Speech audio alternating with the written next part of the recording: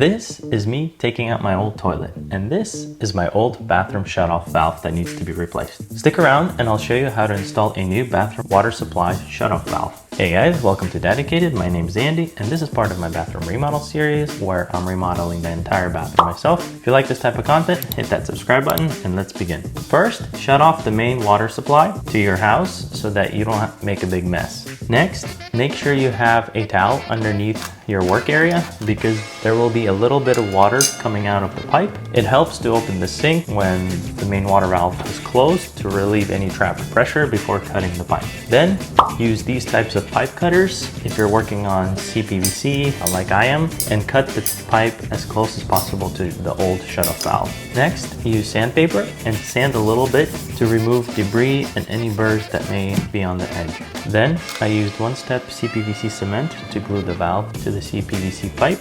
Next, I'm also replacing the shutoff valve flange. Unfortunately, I made a mistake and bought a bigger one and didn't realize that after I cut the valve off. So as you can see, my old one is very rusty and needed to be replaced, but I made the bigger one work. Then I waited for the glue to dry, and then I was ready to install a new toilet. If you want to see how I did the installation of the toilet, hit that subscribe button, and thanks for watching.